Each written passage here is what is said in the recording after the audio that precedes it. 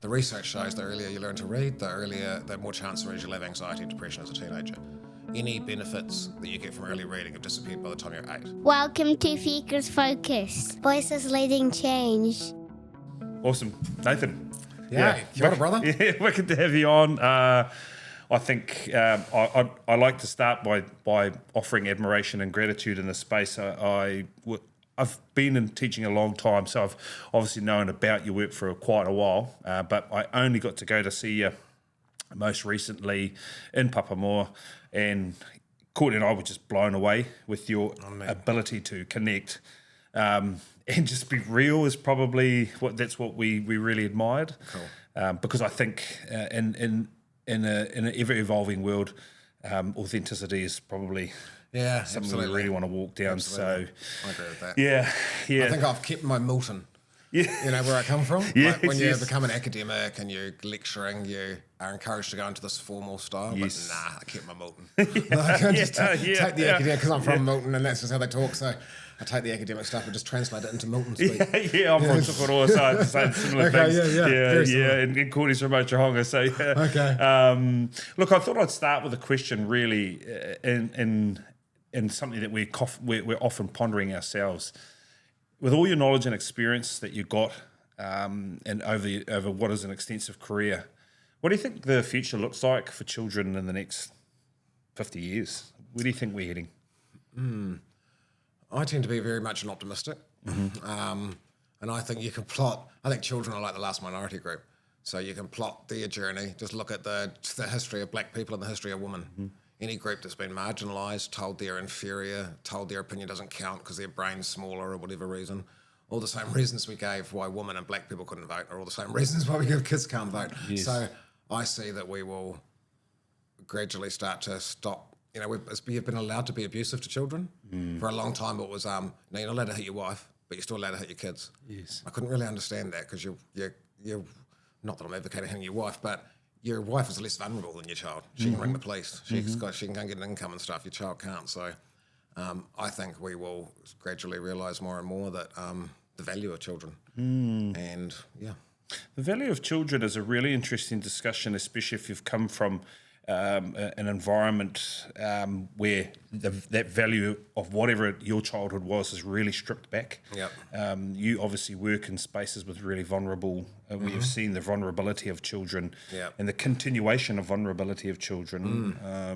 And I know you trained as a primary school teacher and only lasted about a year. Yeah, sure. And that is, I found it very hard seeing poor decisions continually be made for kids by adults. And I always kind of said, I loved kids. I just fucking hated adults. They were annoying. They made dumb decisions. But how do we change some of the landscape around the decision making around children by bringing in their voice and experiences? And I think that's why I like neuroscience. You know, it's sort of an understanding of the brain. Allows us to see that we're not that different, really. I think it's about training teachers and about parenting. You know, I'm really passionate about parenting because I think that's that's the coalface, really. That's where it starts. Agreed. And especially about young babies because that's when you start your trajectory, you know, the foundation. So, yeah, I think that's by more and more people, you know, we've got internet in the lounge now, so people are more and more research informed. And I think the research really supports child wellbeing and, you know, it supports... When we look at different styles of parenting and what the outcomes are for children, certainly that outcome research really shows that the more you respect children, the more you give them a voice, the more competent they are, the more of their frontal cortex comes online. So I think the answer is probably around parenting and teaching. so you talk really. This is what really stood out to me at your kōrero last time. You're just saying what the research says. You know, this is not you just formulating opinion like a chat GPT. You're actually coming from that basis of the research. Because I've got way stronger opinions of what the research says. You know, as I've already hinted at with the children not getting the vote, not very many people would think children should get a vote. You know, so I try and keep my stuff out of it because mine's way more extreme, and it is just saying, well, this is what the research says. Yes. Is it extreme in... Because you talk about in some of your stuff, you know, that 90s, that era of brain development where you really came from. Is it extreme in relation to the 90s and what was found during that time? Or are you saying extreme in No, it's extreme to the rest of society against culture. It's not extreme according to the research. But, there's a big lag between how society sees things. We like to pretend that we're run by research, but it's relatively recent that we've got Google on the lounge. And people are not really run by research, they're run by culture. Yes. That's why we want to teach 4-year-olds to read. There's no research supporting that. In fact, the research shows the earlier you learn to read, the more chance there is you'll have anxiety and depression as a teenager. Any benefits that you get from early reading have disappeared by the time you're 8. So whether you learn to read at 4 or whether you learn to read at 7.5, after the age of 8, no one can tell the rest of your life. So why are all you're getting from putting kids under this unnecessary pressure in ECE to do literacy is creating a generation of kids with anxiety and depression. So, but people continue to do it because the cultural assumption says, oh no, if you do it early, you'll be set up for success. No one thinks that you should be practicing with a Zimmer frame when you're 40, but they think you're supposed to be reading when you're 4. Yes. That child voice, interestingly, last night we were laughing because I was part of the teaching era where we were having to explicitly tell children everything that they were learning today. Right, okay. And what it had some great benefits. It was this Walt, we are learning to. Right, and it had some great benefits because actually what it did in the classroom environment is it actually started to put a little bit of emphasis or accountability on actually what are we ticking off, dare I say. The downside for what I started to see was it did start to create anxiety because if you weren't achieving the finger space in your writing as a 5-year-old, you really started to see yourself as a failure. Yeah, that worries me a lot. And my concern in that time, and I remember as a beginning teacher, and obviously you did a year of it, I refused, because I had horrible issues with handwriting at school. Yeah. And I refused. So you'd be a male then? Yes. I refused to actually teach it because I remember the fights I had with my mum about it. Yeah. I could name you the teachers that were really harsh on me. I was still an era where you could smack people on the hands and stuff. Yeah. But then I just realised I was reinforcing it through almost like a writing test every time a child came up to me. Yeah. It was in the anxiety levels in the children, especially boys, was very prevalent. But the system was asking me to do that more. Yeah, I know, that's frustrating. And in that I had to leave because I wasn't going to be a mercenary of their mission. Yeah. And it was, and that I loved kids. I hated adults. Yeah. And I think the continuation. Probably why you left teaching, because you love kids. Yes. And I've ended up back in education and I'm still here. Yep. But we're trying to create those environments where that sort of stuff cannot go on. Yeah, I know. It goes on a lot. Yeah. I mean, again, when you're immersed in the research, you see that basically under 7, when you look at the big picture, under 7 doesn't really matter how clever your kid is. What really matters under 7 that's going to stay with them for the rest of their educational journey is how clever they feel under 7. So it doesn't, you're better off to have a kid that can only count to 9, but thinks, yeah, I'm a good learner, than you are to have a kid that can count to 1,000, but thinks, but I'm not that good because my brother can count to 10,000. Like it really is how you feel that matters. Matters for your whole life, but it's the predominant thing under 7. That's why early childhood have a social emotional curriculum, not a cognitive curriculum like primary school and secondary school and university. Because it does how you feel about yourself as a learner is really the major, to me, the major thing you're trying to accomplish with young kids. I'm just saying under 7 because that's where the research shows, but for the rest of the time, it matters your confidence. I think I went to school with people that were just as intelligent as me that are now foremen in factories, and it wasn't that I was more intelligent; it's that I was more confident. I had, they were quick to believe that they were dumb and quick to believe they weren't good enough. Milton was how big's Milton? Oh, about 2,000-3,000 people. Yeah. So Tucker was bigger than that, but it's. I think in those some of the most brilliant people I also grew up with. Brilliant. Yeah. Some are now gang members. Yep. Brilliant at it. Yeah, that's right. That's right. You tend to rise to the top no matter what you do. And that's where I think when we talk about that under 7 stage and the kids that I grew up with that either ended up in jail or that ended up in gangs and they're high ranking in gangs now, all those sorts of scenarios, isn't it crazy to think that the actual cumulative ability of their environment was actually what led them there. Yeah. Because kōrero was heavily impacted by redundancy and automisation with Kinleith Pulp and Paper Mill, just like kōrero and things like that. And what we're finding, it's the generational, that's my rite of passage. I go to the mill, you know. It's always fascinated me. Yeah. But that's the environment that's been facilitated for them. You're not looking down at them though. I mean, that's just what it is. The freezing works in Milton. Right. Yeah. Yes. Yep. Yeah, I was always amazed at people's low expectations. I see family members and stuff that the kid's like 18, and I think, oh, you should go to university. You know, you're really bright. You don't need to know what you want to do at 18, so just go and kill some time at uni. And then when you finish killing your time, well, you know you've got a degree. That opens up some options. I don't think you have to know what you're going to do and stuff. Agreed. But they will go, oh no, I got him a job working on the council. And well, we've got to be really grateful that we've got a job and he's got security, and their expectations drop way down because it's just not in their world to think, you know, they have that mindset. Oh no, if you get a job at the freezer, you're set. Yes. So many people are just happy with a job at the freezer and a picket fence. Is it a phenomenon? Is it a psychological? I think it's just how humans are. You are, you know, I think the brain's an amazing thing and it basically believes whatever you tell it. And so, yeah, when you're socialised into thinking that, and that's the way you think, if that's your reality, well, oh, you'll be doing really, really well if you get a mortgage and a job at the freezer, then that's what you'll get. You get what you expect. I think, like, when you're looking at, and socialisation's a fascinating piece that we see in our sector, and I saw in primary school. I remember working in the best school I've worked in was in Manerua here. The teachers were just, because you had to be more than just a content deliverer. And the principal, Ian Taylor, I don't know if you've heard him, he is phenomenal. Yeah, and good reputation.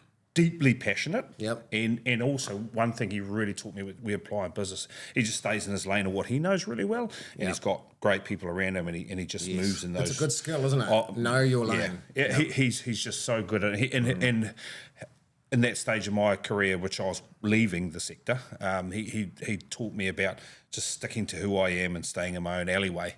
But the school system today, in the socialisation, we're putting in teachers, and this is what we were talking about this morning. I feel like they're still being trained with yesterday's skills for tomorrow's kids. It's definitely a lag. There is a lag. It's like your dial-up internet versus broadband. Yeah. I wonder, in that sense, what sort of technique, what could we do to really catch that lag up, or what should academic institutes be doing, or is it a school, or what is it? It's bureaucracy, isn't it? Because I worked at a university, for over 10 years, like 15 years or something, and I worked at a teachers' college. And I remember presenting to all of the youth court judges about neuroscience and about how the brain works, and they were fascinated, and they were like, oh, well, all of this will be a teachers' college. I'm like, no, none of this is a teachers' college. They're like, well, why not? And because I'd been there, I said, well, because the Teachers' Council funds this much. Yes. Basically, it gets trapped in between. The Teachers' Council says, we've given you the freedom to do neuroscience if you want to. The institution, like the university, says, no, you funded us to do these core things, and then we'll be taking that out of the profit. So because you don't require it, we don't need to do it. So the Teachers' Council says they're allowed to do it, and they say, well, they don't fund us for it, so it just doesn't get done. So I think it's bureaucracy that stops innovation, and because it has changed so much, our understanding of what actually works, like having access to all of that research, it should be, we talk about executive functions now. Executive functions are actually what underpins your ability to be intelligent. So, like the executive function that underpins maths is working memory. So if I say, remember the numbers 17 and 19, that's not a challenge on people's working memory because it's only two numbers.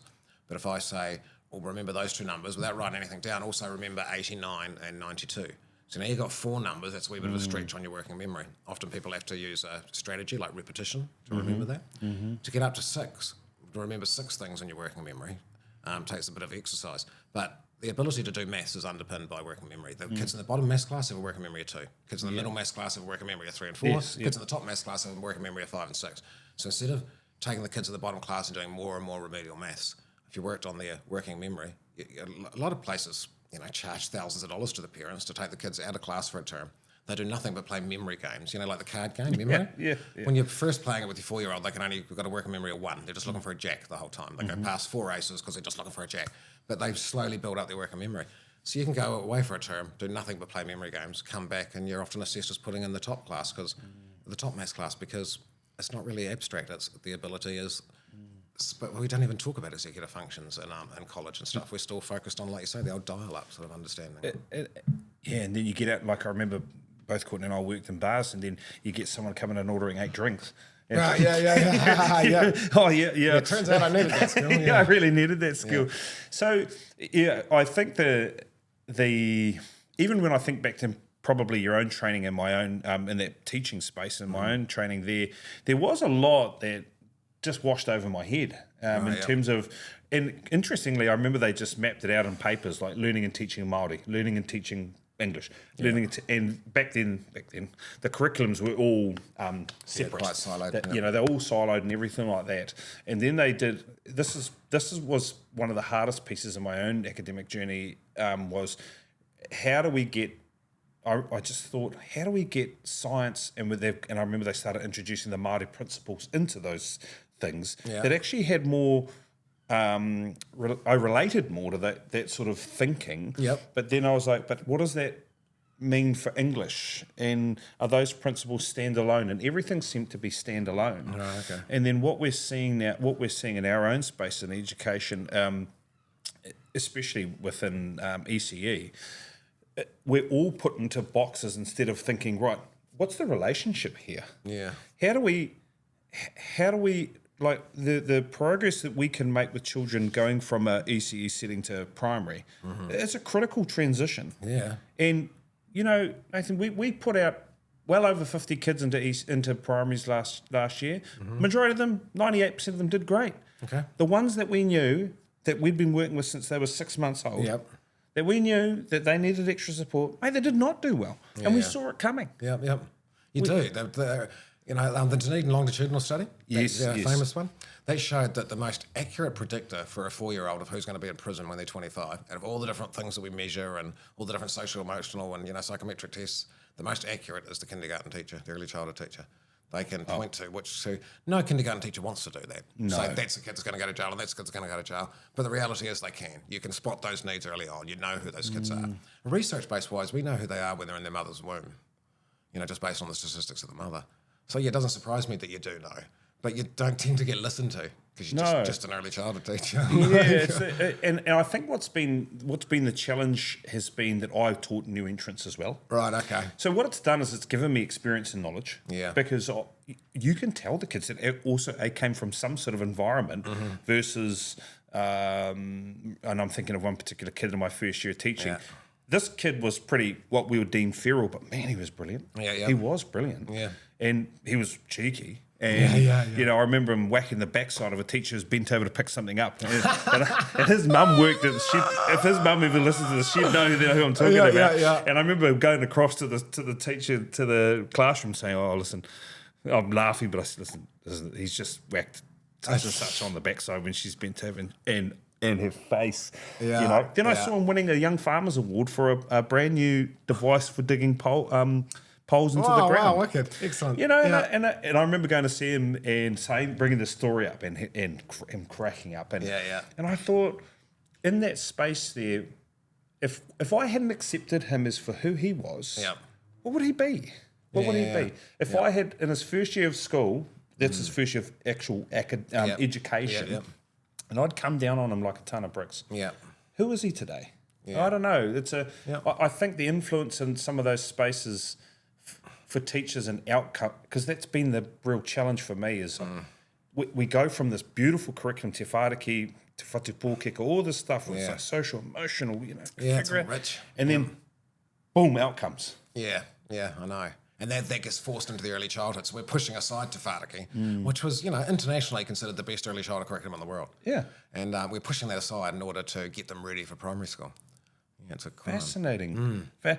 We've seen quite an advance in schools, though, heading towards play-based in that space. Yeah. I know. I'm with you. Yeah. Not so many people say to me, oh, they play in the afternoon, but we do the real work in the morning. It's like, oh, well, you're not doing play-based then, because play-based is actually trusting the kid that they can lead their own learning and stuff. Real play-based is done all day. It's an approach.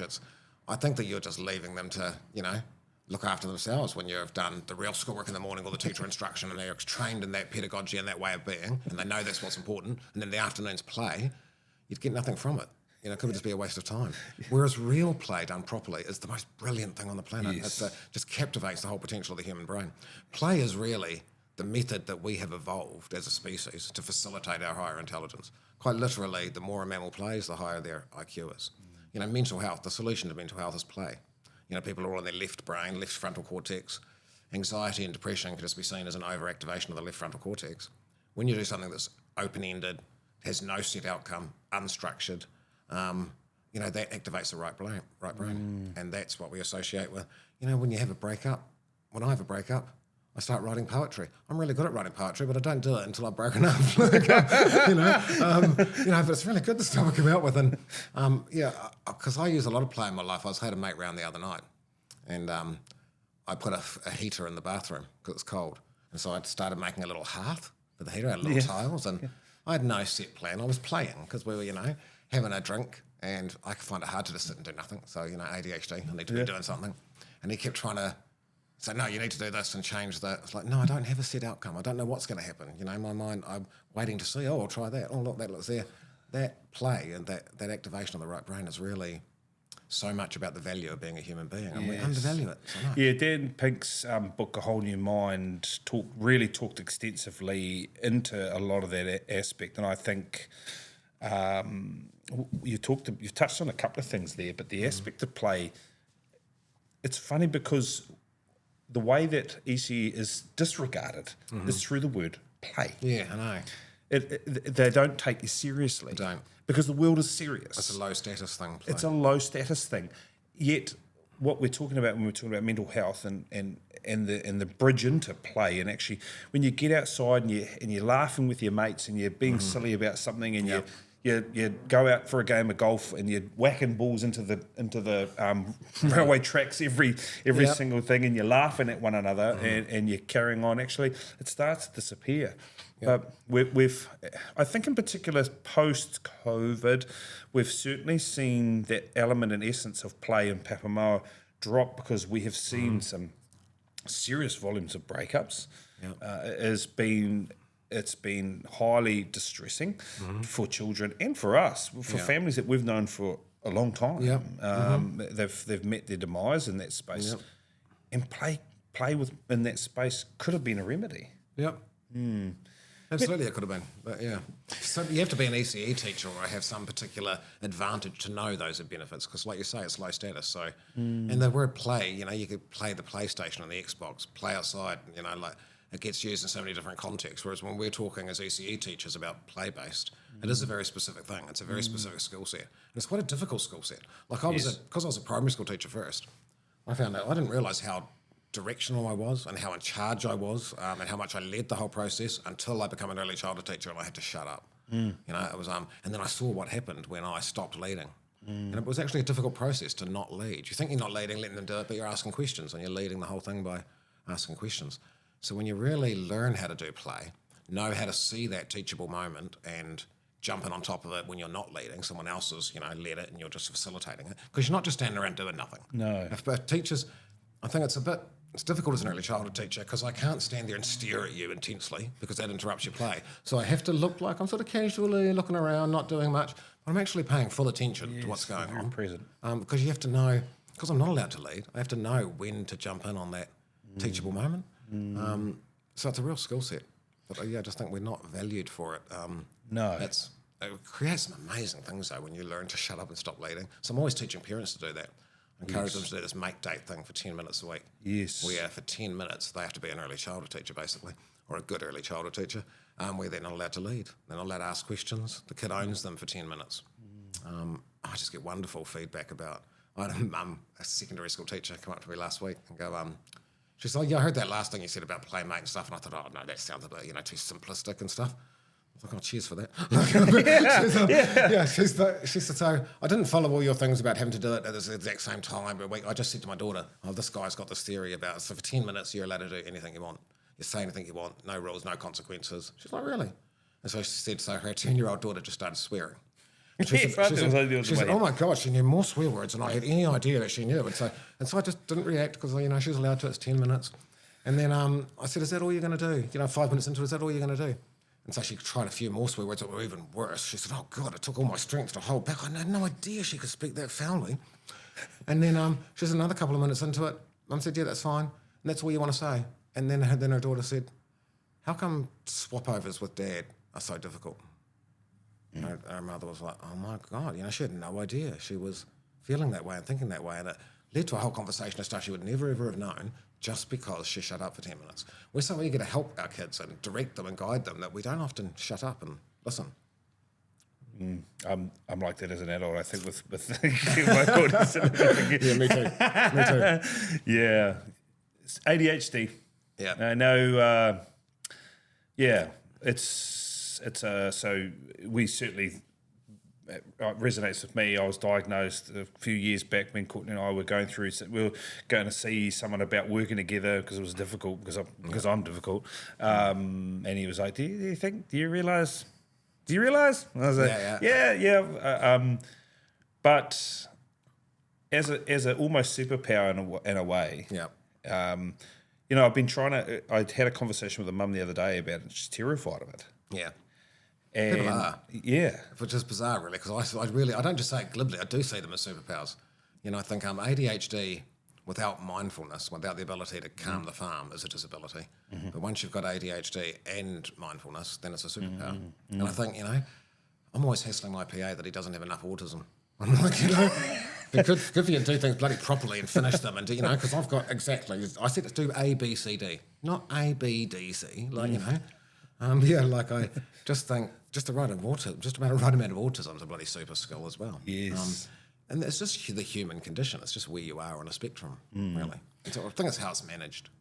The mind, and even there, that's insight for me because I've worked really hard in the last, especially 2 years around, chasing that kind of spectrum of peace. And people, when they do meet me, would be saying, "Oh, your brain must be going wild." And actually today I can honestly answer and say no. It used to to a terrifying degree actually. It was, I think I was probably going to get fired from teaching because I couldn't control urges, especially like when it came to kids. But didn't you find that, because that was the same as me, and I would say things to parents that I'd get in trouble for, because you're supposed to suck up to parents, and I was like, fuck you. Yeah. Especially, parents coming in and telling me how to do my job. That was. Have you been to Teachers College, champion? Yeah.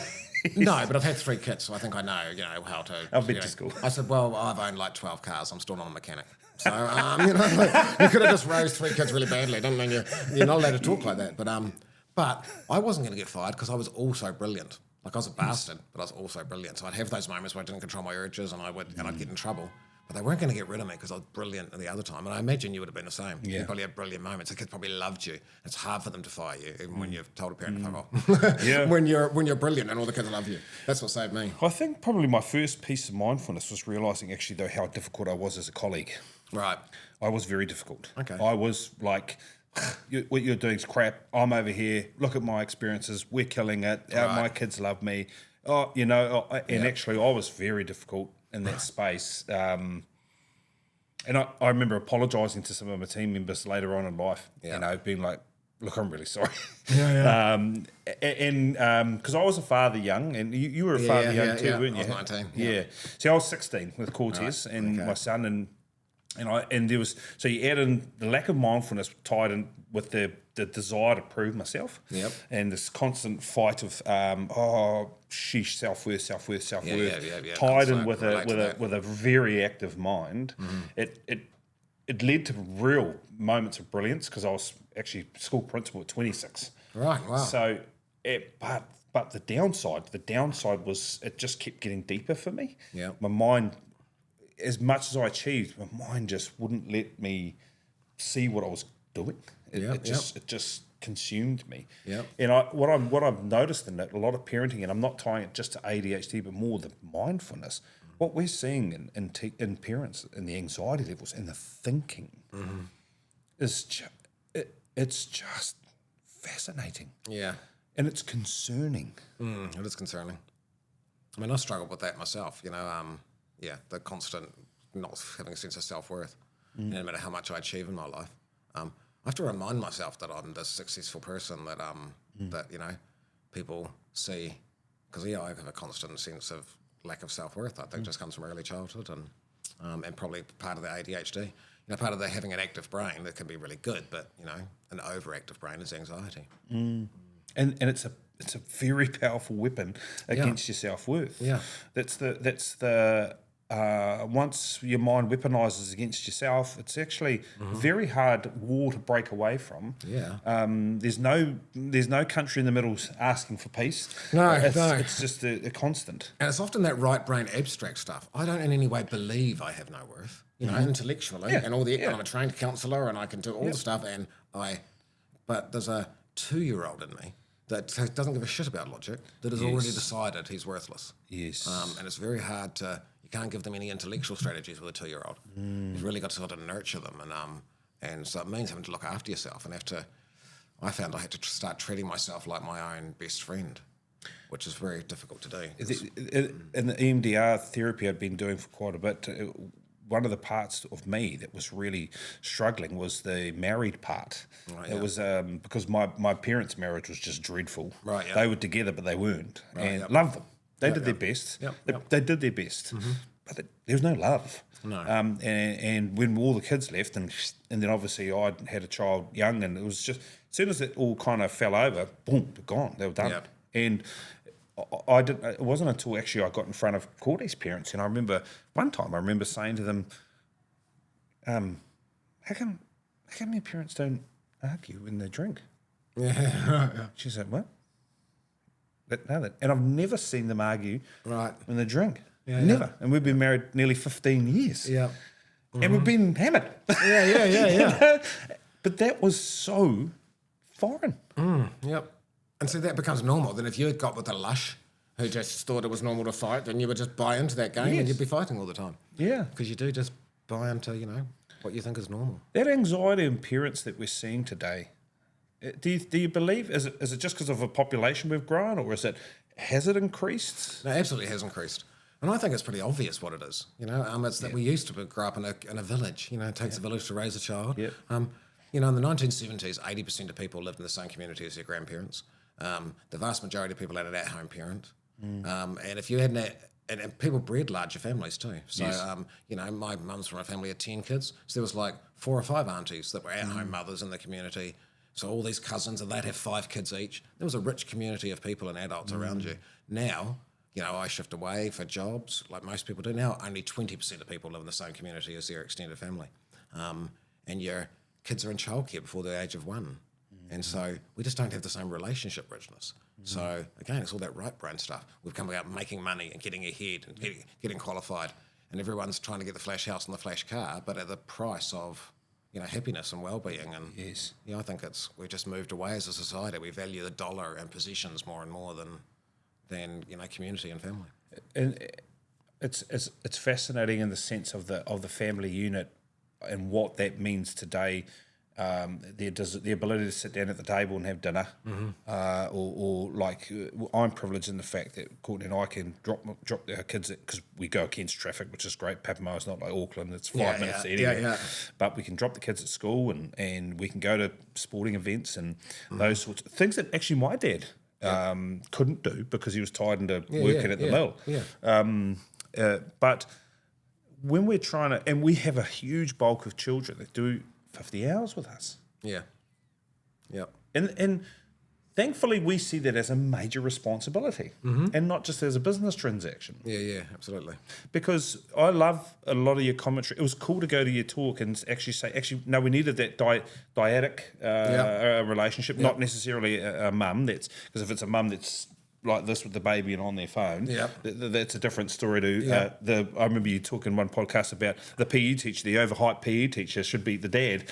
He should be at home. Yeah. Maybe that's the person. Because person. whoever interacts the most. If mum's a little computer nerd we call it a fubber, wants to look at the phone all the time rather than the person, and dad's an over-animated PE teacher, then yes, the baby should stay at home with dad because it's interaction that builds brains. So, and then your conversation in Papa Moore was talking about, these rosters and how the damage that we can create in that baby space for them by just kind of looking after them by roster rather than relationship. Yes, it's just like it wasn't.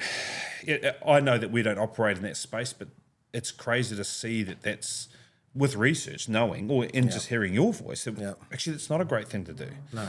But going back to that dyadic relationship and what you're talking about, so in 2024, only 20% of people live close to their grandparents. I think obviously what probably adds is that people are having kids later, so that means that grandparents are probably older or dead. Yeah, probably good if they're older because then they're retired. Whereas, Yes. my kids had a grandmother. My mother was a wonderful grandmother, but she was at work all the time. We had to work around work. Whereas my nana wasn't allowed to get a job because Granddad said it would bring shame on him if he saw his wife to be working, because that generation, that was his job to support. Yeah. She got in trouble for doing voluntary work for Plunkett once, and she's like, "It's voluntary." He's like, "Yeah, but people don't know that. They could think you're out trying to earn money, and it's a bad reflection on me." But that's sexist bullshit now. But it meant I had a 100% available grandmother who was always going to be available. Yes, and that in that relationship, when we're talking about the extension, over extended period, a lot of your first looks on that first 1,000 days. What is it? What is it that animated relationship brings for that child, in their sense of self-worth and their connection and Oh God, I can't overestimate that. Really, it's your foundation of who you are. So many of your things as an adult, and your outcomes and your personality and your success in marriage and parenting can all be related back to your original attachment style. But a lot of your brain is designed, we call it experience expectant. Your brain expects a dyadic relationship. So it doesn't expect to be put on a roster and looked after. This person changes my nappies, this person changes my bottle. It's all about relationship. Basically, you have one relationship, that's the dyadic relationship, and that forms the blueprint for all of your future relationships. And from that one, you learn to have two, and from two, you learn to have four, and from four, you learn to have eight. But everything is really centered on that original attachment relationship. Your overall sense of worth and, from how you're treated by your caregiver. So it's really like half of your outcomes could be determined at birth. 50% of your outcomes are genetically driven.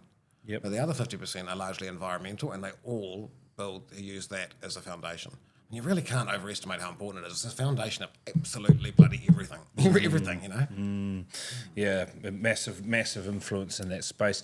But again, the reality is what we're seeing in Papamoa, especially probably Auckland too. Yep. Parents have to work, and there's a huge responsibility on. And again, I think it is a privilege in that space of what we're in, is just early childhood, is creating those environments. Actually, it leads us into some of the discussions now we're having is. We're moving down a path of trying to organise some of the support systems now, because what we're realising is the landscape of what a teacher's coming out of university with, or their tertiary, whatever their tertiary thing is not helping them prepare for what they're actually encountering, especially in an early childhood setting where we see the parent every single day, because you don't just dump them in the door and make your way to the class or whatever. We're seeing the parent come in every day.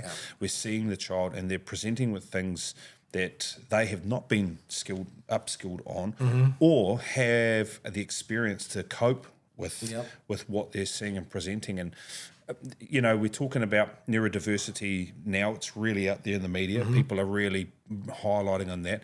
That still doesn't address the fact that we have young teachers coming out and they're like, I don't know how to deal with this. And it is because what's happening is that people are just going, I'm going to go and find something else to do.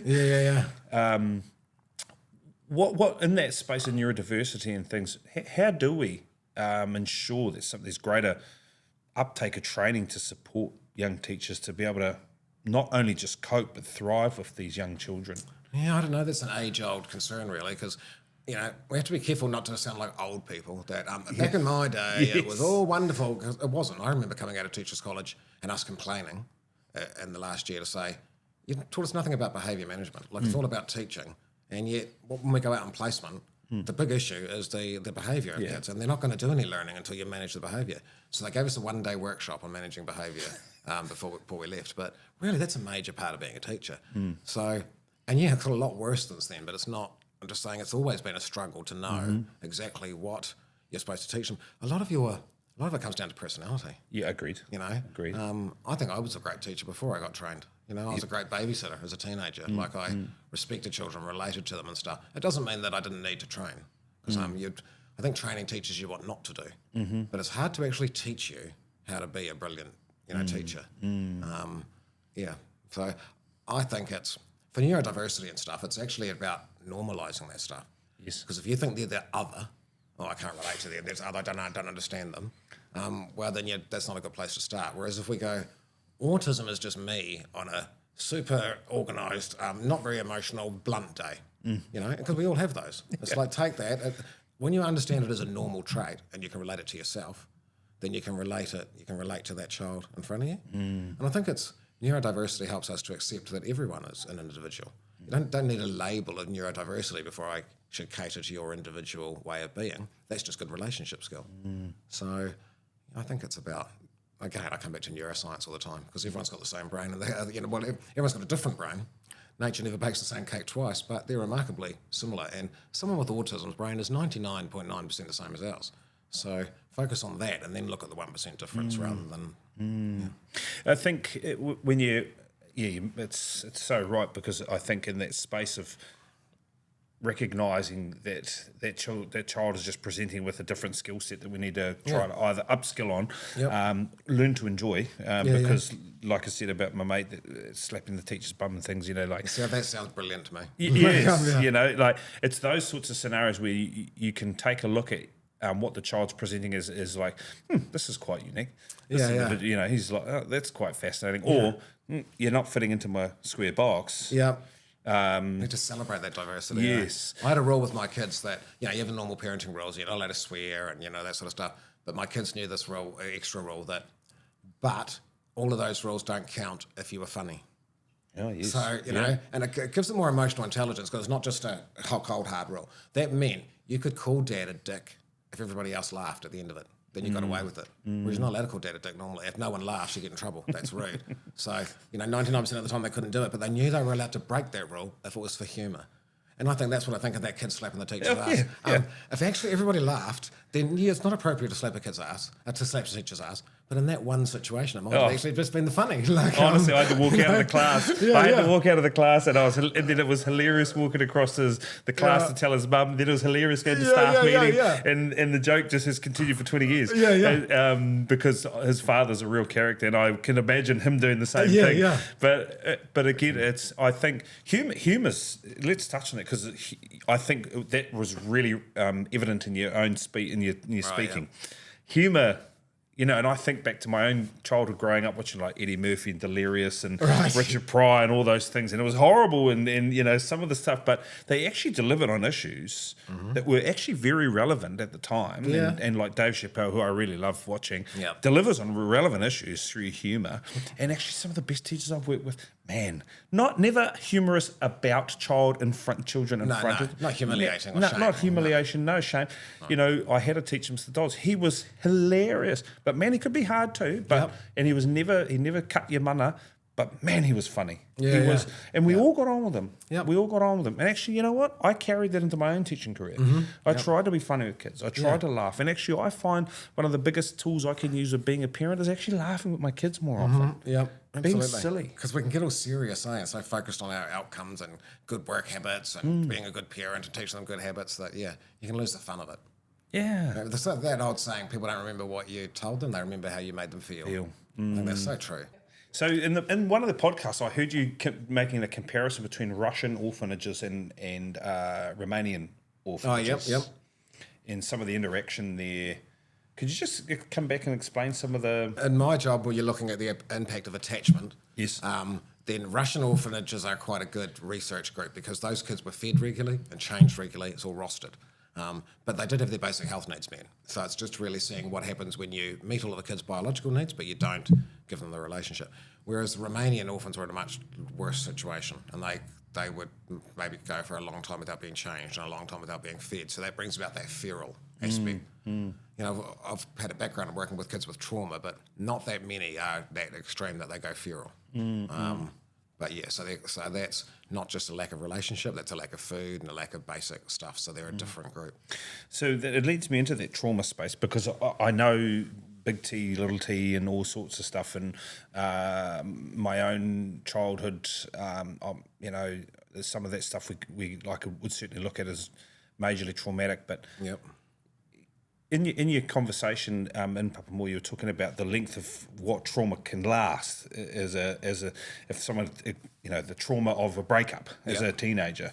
What's the window there? What is the window of them kind of I've broken up, I'm feeling horrible, I'm traumatic, there's people have ostracised me, whatever.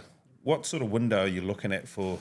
It tends to be in the literature they use that 2 years thing. But, after a breakup, it takes 2 years before you're whenever you're by yourself and you don't go into your mind talk doesn't go into it.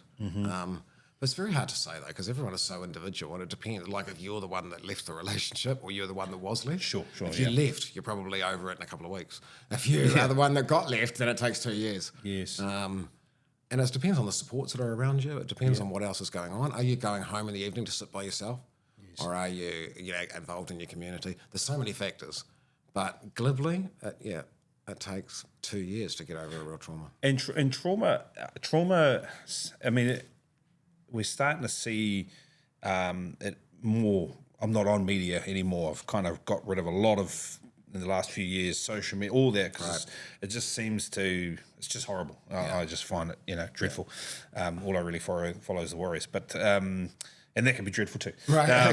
But what I'm saying in that sense, it just seems to be more and more prevalent. Oranga tamariki failing this failing this, for this failing for this, trauma, and we can't help but feel extra vigilant as teachers and educators, especially in ECE, about keeping an eye out for it. But it is a drain, and again, it's like You still don't pick up on most of it. no, we don't. No. I mean, 1 in 5 people are sexually abused throughout their childhood. So if you've got 25 kids in front of you, 5 of them are being sexually abused. We don't pick up on that. Dreadful. So I think we don't pick up on most trauma. And the long-term effects of some of that major trauma early on, you're talking about in that first 1,000 days, is exponential. Yep. But it's all healable too. Yes. No one's a lost cause. I mean, I thought I had tried a traumatic childhood until you work with traumatized children. You're like, Jesus Christ. Yeah. Wasn't that bad after all? Yeah. And that makes me realise a whole lot of who we are as humans is the story that we hold. So if I'm at 18, 19, I held a story that I had a really horrible abusive childhood, and that story was real. But then, as I got older, I realised I also had a wonderful childhood. I had a horrible stepfather, but I had a wonderful nana. And so, actually, if I only give voice to the stuff that says I had a horrible experience with my stepfather and don't give voice to the wonderful experience I had, that's probably why I'm resilient. Because if you have any kid that has trauma but also has that support and love around them, tends to do all right. You get through it. Yes. It's the kids that only know trauma and don't have the support. So it's not trauma that screws you over. It's a lack of support to the trauma. And that's that lack of support piece around some of, and this is where I was heading, so Papamoa is almost a brand new place. There is not a lot of family connection there. Right, okay. People have moved there. Right, yeah. They've come from somewhere, Yep. and it's like a brand new place. Yep. And they seek connection. Yeah, people do. As we all do. Yeah. But then the connection, because there's not a commitment like a family member, like a parent, like a grandparent. There's not a connection there. At a whim, people can be like, actually, no, I don't agree with you. I don't like you. What you're saying. You're gone. Yeah. And we've seen the ramifications of those sorts of connections falling over quite quickly within a community. Yep. Because, like small town talk, it just I know. And then the advent of social media. Yeah, one little fight between 2 7-year-old girls can cause a whole community of adults to not talk to each other ever again. Exactly. Yeah. But I think in that sense, where we're trying to really help is to give people connection and like opening up opportunities for people to connect through early childhood or primary. Primary I still see as major hubs of connection. Absolutely. Like we go to the Christmas celebrations at Tahatai, and Matariki's been a big thing in the last few years. Yep. And you see parents and connecting and all those sorts of things. But when dealing with real traumatic times for some of those families and the lack of connection, we've got a lot of foreign families, Punjabi, South African. It is difficult. Yeah, I mean, I thought I was isolated shifting to Christchurch from Milton. I still can't see my family in 6 hours, but I did realise how much my richer they seemed in terms of, my brother didn't have to arrange babysitters. My 2 sisters were at-home mothers. If he had a sick child, so he could drop them off there, we wouldn't even have to ring. Yes. I had to make my own whānau of affiliation yes. and reach out to those people. But yeah, that's nothing compared to like an immigrant who's left, Exactly. the English is their second language and stuff. Like I really feel for them. It must be difficult. And I do admire some of the in the Indian community, the Punjabi community that we have a lot of work that they are very good at supporting one another. Cool, But it is a tough gig because when we think about the links back into family and the importance of that connection and the village, supporting the children. It's still not quite established in Papamoa. Right, because it's just so new. Yeah. It's so new and shiny. Yeah. Probably ritual is the key to that. You said about coming together for matariki and Yes, stuff. That tends to be what... Church is what I've noticed. I've noticed that there's a big Baptist church being built, big, beautiful, and that's been a big plug-in, especially a lot of South African families plugged in. Yeah, because it gives them that community and that sense of belonging, and like you're saying, that you can get that whānau, that family that's not your biological family, through... Yeah, but I mean, religion's becoming less and less relevant for people nowadays. So a church is one good option, but I think, early childhood centres are another obvious, natural. Yes. And the critical role of early childhood teachers in that parent education space, because they do it at primary school. Yes. But nowhere near as much as we do it in early childhood. Which is a good segue. And so parenting courses are just null and void and down our way. We've just put out about yours this week or last week, the coming and it's going to get snapped up. We know it. But we're also building our own stuff because we realise parents need help. Yeah, they do. We know as parents, it's tough. I'm watching my daughter, who's our oldest daughter, 9. She's nearly 10, but I feel like she's just jumped into being 16. Right. Yeah. And it's hard for me to watch, but that in that parenting space. What are some of the core skills that we can help families to continue to work on or bridge across to build greater access to? I think a lot of it comes down to when things go wrong is through discipline. So I think have an understanding that, because we're in this place where our parents smacked us, so punishment was fine. I think it's just simplifying it down. When I say to parents, the difference between consequence and punishments is predictability. If you sit down and negotiate, right, if you're more than 15 minutes late from me picking you up, you lose your cell phone for a day, then that's predictable. When you turn up late, what's going to happen? That's a consequence. Children absolutely need consequences. If I don't have that conversation with you, you get there 15 minutes late and I nut out and take your cell phone off you for a day, it's the same thing, but now it's without predictability. Now it's punishment. And just parents knowing that one core thing, they have much better experiences with discipline, and therefore they have much better experiences with the relationship with their child because the discipline's sorted. And when you sit down and negotiate that with the kid beforehand, when everyone's all calm, okay, there's going to be some times that you're late, like I don't want to be really strict about it, so I'll give you 10 minutes leeway, but you have to have some responsibility. So what do you think should be the outcome if you're 15 minutes late? And you negotiate and they buy into it. It's exercising their frontal cortex, so it's involving them in decision making, it's making them better decision makers. But it also means you don't have that big emotional scene when they turn up where you're nutting out and putting in place that punishment. So I think it's going to the heart of things like discipline and giving them the key, because to me that was key, to understanding predictability. Predictability is the key word. And then that flowed on to so much more about parenting styles and stuff. So I think it's trying to get it down to a core message. People are busy. And so they don't want to read 7 books and they don't want to do a whole complex course about it. It's about getting to the heart of the matter and finding those. That's what I've found in my career. And you've actually flowed back into what we were talking about at the start in terms of the child's voice. Yep. Saying to my daughter or our daughters, hey, if you don't before you get on the TV or in the morning, I need bed, teeth, shoes, uniform, done. And because I found it, if we don't have the predictability and we don't give them the voice of why do I have to do that? Because you don't want to go to school in your undies. You don't want to. Maybe they don't care about going to school. It's you that cares about that. Well, you got to brush your teeth because remember that time when you had to go to the dentist and get a I do remember that. But that you flowed back into the child's voice. What are some other ways that we can really encourage, because we've given predictability, what are some of the other ways that we can really encourage children's voice, especially as they start to, well, even at young ages, what does that look like? I think, again, it can be ritual. Yep. Like, I was with a family recently that did this GLAD ritual, as they had the dinner table each evening, where, GLAD, they said, something that was good, something that you learned from, something that was, I can't remember the rest, but, it was all positive. And that's giving them a voice. There's no correct answer. So they're articulating themselves every night in a ritualized way. I think it's often about, the trick I learned is validation. So validation is simply reflecting back the emotion behind what they're saying before you give any talk about content and stuff.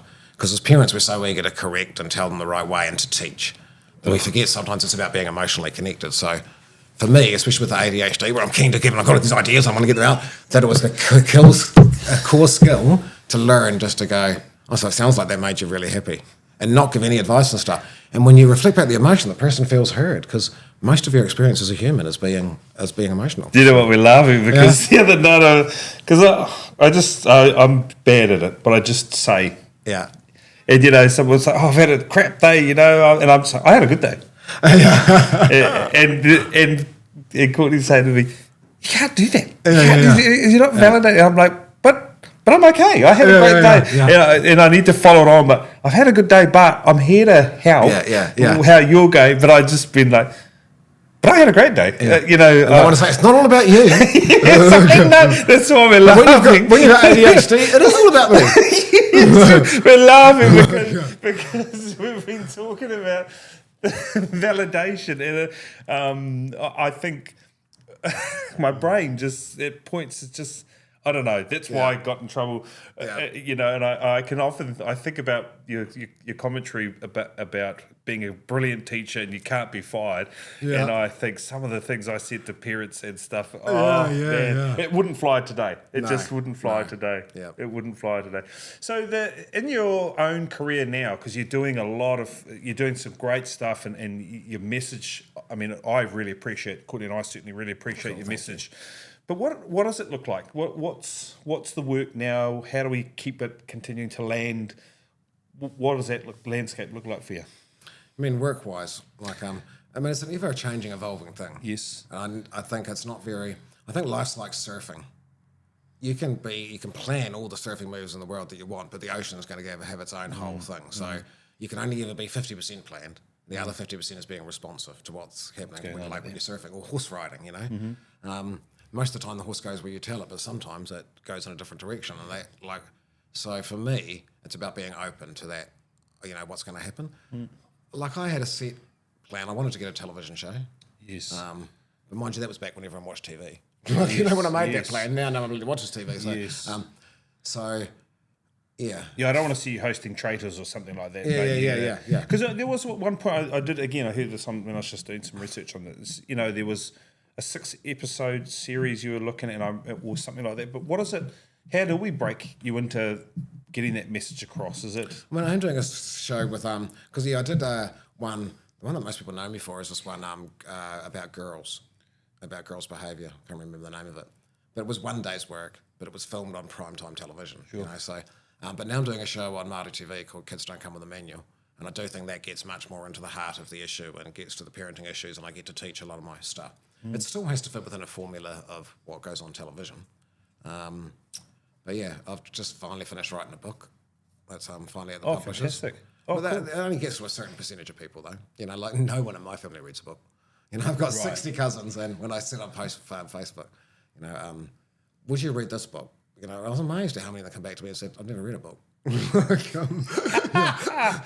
Cool. Yeah. I've just was a good check to go, you have to have multiple facets for getting that information out there. I mean, I continue to do the parenting talks. I don't really know what that medium gap is. I take, you know, things have been so different since COVID, things changed a whole lot. So parent education and sort of being a social media celebrity seemed to take off before COVID. Because I never planned that either. I fought the social media. You know, I'm too old to be a digital native. I remember my assistant at the time years ago saying to me, when I said, what are followers? What do you mean followers? Who are followers? Because I didn't understand it. He said, it's those 12,000 people that you completely ignore on your Facebook account. I was like, there's 12,000 people on there. Like, there's way more than that now. But that's when I went, I sort of realised, because I was thinking, it's not me. I didn't do the research. I'm just telling you what the research says. Yes. It's not about me. It's about here's the research. But I realised people do want a person to deliver that research. They want it to be personified. Yeah. So I accepted that now, and I went to the social media thing, and I got a television show. And I have mentors in my life like Bruce Perry. You know, he's a real big inspiration to me. Do you know Bruce Perry? No. He wrote that book. The Boy Who Was Raised as a Dog and other stories. Oh, yeah. He sort of is, to me, the one that got neuroscience into the mainstream, understanding that you don't have to be a cognitive neuroscientist to understand all this stuff. Yes. And he talks in a real Okay. storytelling way. He wrote a book with Oprah Winfrey recently called What Happened to You? Yes, What Happened to You? Yes. Yeah. I knew I'd heard the name. Yeah, Yes, yeah, yeah. I've got the book, but I haven't Yep. read it. Yes. So look at people like him and what he's done and the influence he's had.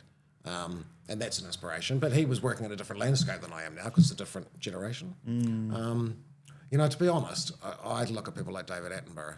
I think it's about playing the long game. Yes. Yeah. Like, maybe my key years are 70 to 80. Yeah. And so now it's about plodding along and doing the right thing and not doing the wrong thing. Like a part of my success now is that I haven't screwed it up anyway.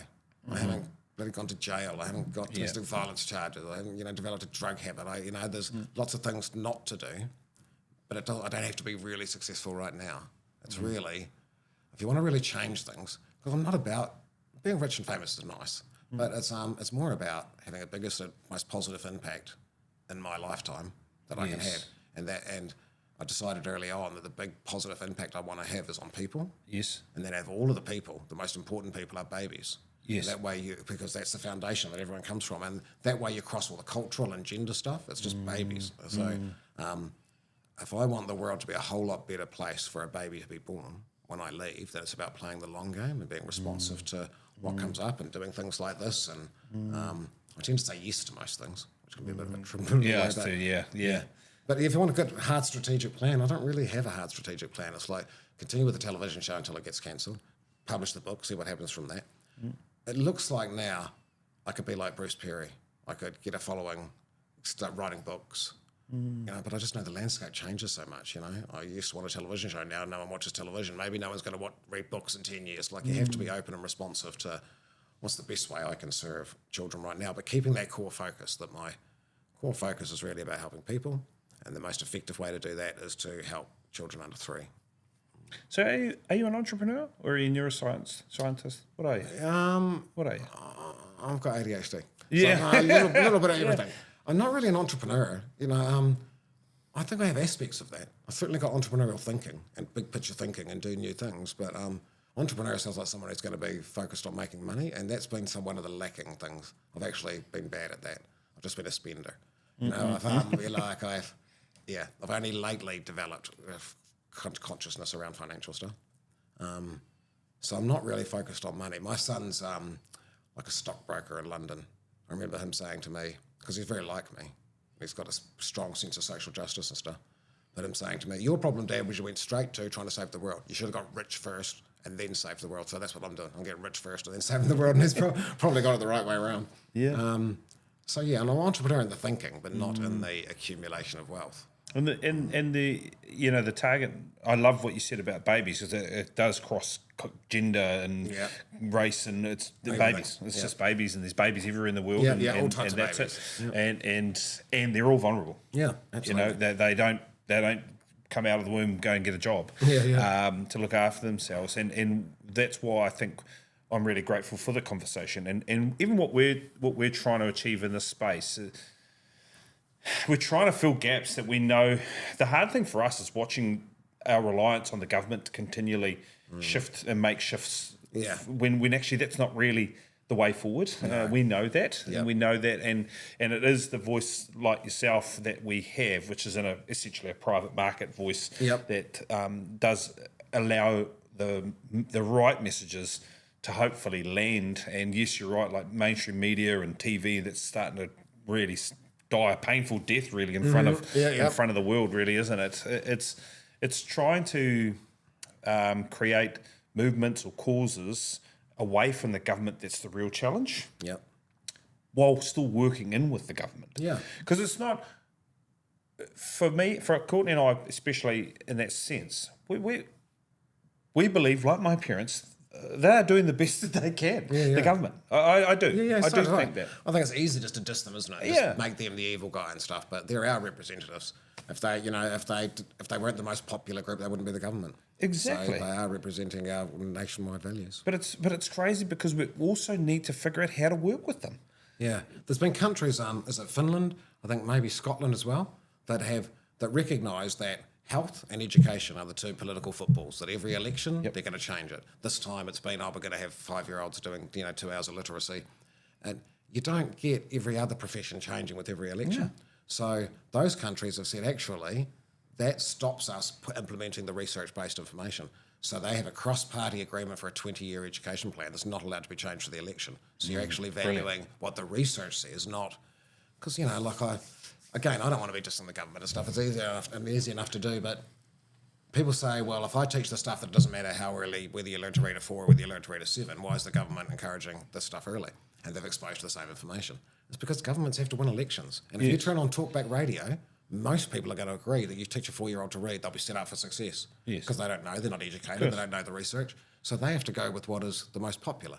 Yes. And that's just the reality of it. That's how you win elections. That's democracy. Yes. I think maybe the future is doing what those other countries have done. And so let's put that aside. If we want to get the best for our kids, it shouldn't be changing every year just based on cultural assumptions. But in New Zealand, you don't have to vote. So to be really blunt, the government's mainly elected by old people. So it's old people that vote en masse. And they're not necessarily aware of that information. But we've got, Courtney and I, we've got a huge responsibility to do something with what we've been given and that opportunity. I don't, we've just launched something, Aura Focus, we've called it, where we're now going to build wraparound services. We started with our own psychologist. Mate, do you know how hard it was to find a psychologist that actually works with children, young children? Yeah, I know. Like, that was hard. Yeah. The public health system has funded psychs from 12 up. Yeah. That's how it works. Yet we're seeing the damn... And it's not just that. It's just like we wait on the ministry like the beggar saying, we've got a child that needs help. Please, sir. Yeah. Please, sir. Right. And it's just... And there's a whole 10 kids after that kid that need help that you're not even asking for, because you know how hard it is to get help for that one. Exactly. So you're not asking about the other stuff, because it amazes me how... Well, it's this is what we've looked at. We're trying to break the continuum of needs. So we have a 4, a 6, 2 8s. The 2 8s get the attention, and by the time we get something in place for the 2 8s, the 6 has become an 8 and the 4's become a 6. Yeah, that's right. And it just continues and continues and continues. And a lot of it... For us, what we know, and it's funny, we've written down some very radical thoughts around how we approach this, what this looks like radically. And it's funny because the more we've worked, like we literally caught up with a centre in Balclutha the other day. And we talked through some stuff. And it's funny how what we're talking about and experience absolutely applies in Balclutha as it does to Papamoa, as it does to Takaroa. Absolutely, yep. And we're like, well, here it is. Let's partner with the government and let's figure out if we can do a lot of the heavy lifting for them and try and make it in a way that allows no matter what government to come in, we're there for kids. That's it. That's it. And you also have to be cost efficient and exactly. And you have to be popular. You have to have the community on your side and stuff. Well, we're talking one thing is like timing. Like we got told by local school principals in Papamoa that it's taken 287 days from someone flagging up that there's an issue to actually getting something going. Yeah. Now, if I can halve that to 140 days, we're making money. But that in itself, I know the big black hole that lots of kids disappear into if they walk into the abyss of needing support, and schools are slow to react, and then, or heaven forbid, the child is transient, and mate, you just lose them. They're just gone. And I don't even know if the school is slow to react. The school just knows that the waiting list they're going on to. What's the point of me running to write your name on a waiting list? It's going to take 300 days. Yes. I might as well just meander over there. I think teachers are pretty passionate about wanting to get the support that they know the kids deserve, but they just know that 10 kids need it and only one kid's going to get it. Yeah, and it's just it's the continual conversation about trying to prove how my child's worse than your child. Yeah. That's been something you would have encountered, I would have encountered, and it's continually frustrating conversation. Yeah, there are things you can do, like school-wide things. I think is the way to go. Trying to think of the name of the school, Henry Hill School. Do you know that one? No. Napier, Jace is the principal. That's a really good school to check out because it's like a resilience school. It's a school that's focused on all the stuff that I would teach. Jace is brilliant, the principal. He's very, conversant with all of this stuff. And so you see things not just put in for the traumatised kid or the kid in need, but for the whole school. And when you have a culture of that whole school doing that, I think what that school's doing is just producing a whole community of resilient children. And yes, they're still going to have their dyslexics and their their needs, but I think you won't stop those things, but the kids that are going to that school are also getting the skills they need to manage those things. So I think there is a whole body of literature on school-wide approaches that are often much more cost-effective. Yes. But it does mean having a more holistic mindset. It's not, we're not just getting you there to read. It means that we start school with 10 minutes of yoga. You know, and to the older generation, I talk about radio. Oh, what the main point of that? Warm, fluffy bullshit, you know. But from a brain development point of view, you know, if you start with 10 minutes of yoga, mindfulness, you calm the brainstem, the survival brain, and that gives you access to the frontal cortex. If the kid's turned up and there's been domestic violence at home, and you know, he's in his brainstem, and you go straight to your maths, well, you're essentially trying to teach maths to the same brain as a dog's got. Yeah, you know, you're like in the dog's not You're going to in learn trouble. it. And Rewa, and Maniliwa, you know, it was everyone started with fitness. Yep. That's how the day started. Yeah. You quickly came into your form room, and then you went out and we all did fitness together. And it wasn't sport; it was like active, either dance or you know outside being physical, playing or something along that, or like Māori Pacifica arts, or you know. And it was a deliberate act to just because a lot of kids. Yeah, we don't know what and walking in and right, get your maths book out. Yeah, and it does. It brings you into that present moment. It ritualises it. It means that you know when you go in to do the fitness, you're now in a different space. Like we talk about, anxiety is worrying about the future, depression is worrying about the past, mindfulness is being in the present moment. So just getting, no matter what shit was going on at home, you get to school and you go out there and you do your fitness, it just ritualises you into, I'm at school now. And so it gets, it leaves that other trauma behind. And because the trauma that was happening at home was not happening at school. But if you don't do mindfulness, the brain doesn't know that. It carries that trauma through. And we can reinforce the trauma as well. You know, seeing teachers, this big bugbear of mine, but like, I understand they're meant to be responsible by bringing their own pen, but if they haven't got a pen, like, let's negotiate tomorrow, like you said about the predictability. Can you please, what can we do? Can I leave a pen here for you? So you've got but just blowing kids up. You know, they've come from a crappy situation at home, walking in, where's your pen? Oh, I don't have it. Oh, man, I just lose my mind about that stuff. But what we're saying is that I do love that rituals. It is a very important thing. I coached weightlifting for years, and rituals are key to performance. Oh, they are. It makes everything automatic and takes, you know, like trying to get into training. And, you know, when you do it 90 times in a row, it's just your body knows to do it. It's automatic. You can have no motivation whatsoever. You roll out of bed and you go and do your training because it's just ritualised.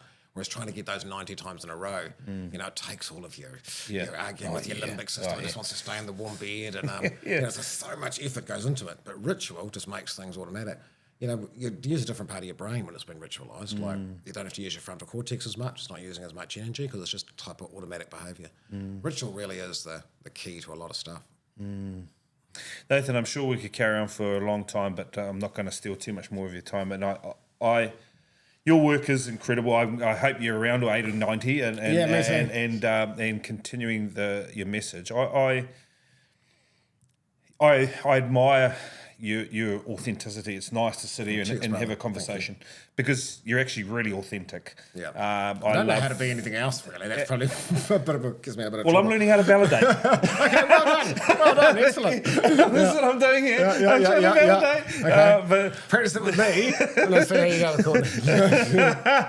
But I know that there are lots of families out there that have had huge benefit from what your words have meant to them. Good. And I know it will continue to be that way, and I look forward to, you know, we've put it out to our own community, but yeah, we really thank you. Cheers, brother. I really thank you, and it's just been a fantastic conversation. So yeah, cool. To the next one, brother. Yeah, kia ora. Yeah, kia ora, brother. Thank you. ADHD is probably being such a large family. I'd say, no, if I leave a pause in my sentence, some bastard interrupts. I'm talking. So I don't leave any pauses so that no one can interrupt, so I can get the whole thing out without anyone interrupting because I've said the whole thing together.